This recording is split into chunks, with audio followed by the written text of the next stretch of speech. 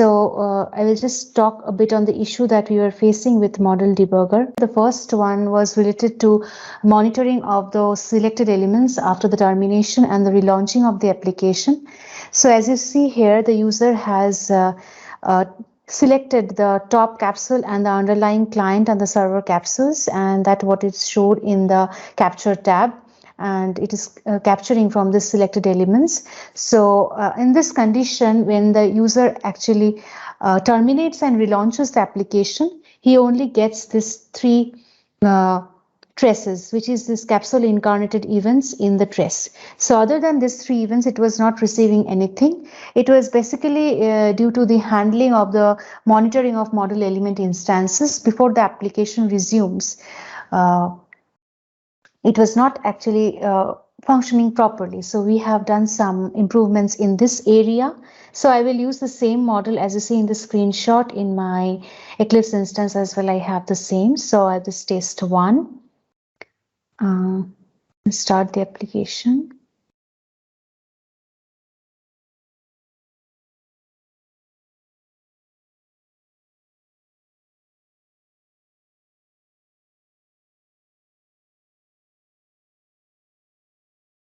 Yeah, and we have switched to the debug mode now. Close all other windows. So this is for the first time when we launch the application, and we simply create a trace. So for the first time, it captures from every element. I will keep this trace as a record just to show the difference and to tally if everything works good. So I will just run the application. So as you see here, for an ideal case, I am pausing this and showing, yeah. For an ideal case, other than the capsule incarnated events, we will be receiving also initialized system events received on the port and the state activation events for client and the server capsule, which is the underlying capsule of the top capsule inside. So this is how it should ideally work, but it was not working when we were actually selecting the elements. So during this condition, if I go to the capture tab, and I do capture from selected elements. Yeah.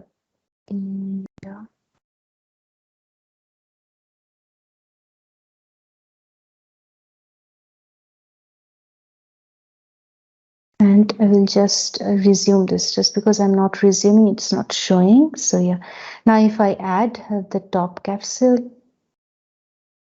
just the way the example was shown before in the slide, I will also add the client and the server together.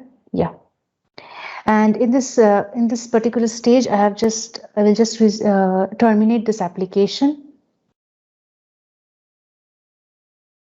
Keep this trace open as well. And now I will again resume, relaunch, don't save. And the application again starts.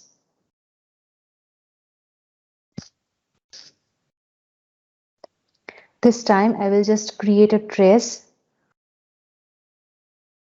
and keep it as a separate window here.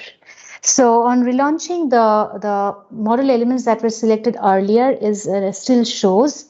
Let's see how the trace works now. So I will go to the screenshot here. So we were expected to receive, other than these three capsule incarnated events, all the ones that are showing in the ideal case.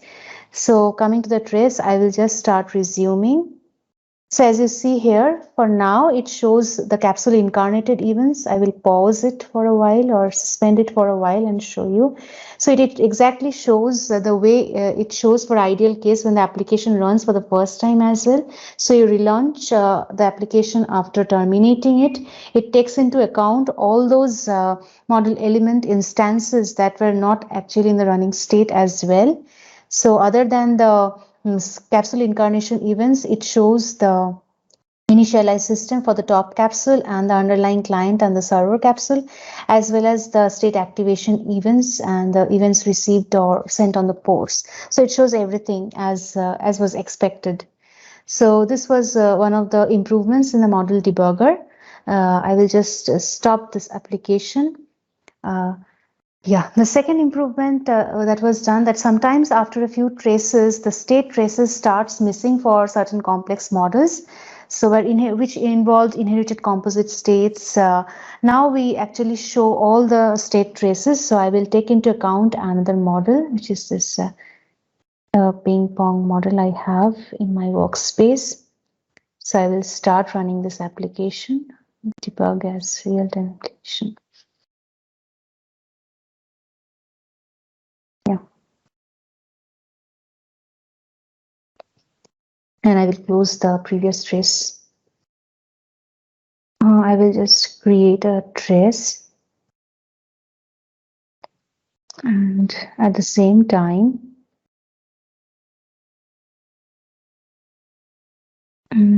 I will start running this basically. So after running, I will open one of the state instance diagram and tally the same. So maybe for Pong, I open the state instance diagram. Yes, just to show that it actually captures all the state activation events. So now if I just filter out the Pong instance, so and we check at the how the trace shows, it exactly shows what all state activated and what all is. So if we tally the trace in the trace editor and with this state instance diagram, it exactly prints all those state it is getting activated in the diagram as well as in the trace. Basically in the trace we were missing sometimes maybe after 10-11 records of the trace we were missing the state activation events. Now it shows properly. So this was one of the issue noted earlier in this sprint, and we have done some improvements in this area as well. Um, yeah, that's more or less about model debugger as well. So any questions on or concerns in this?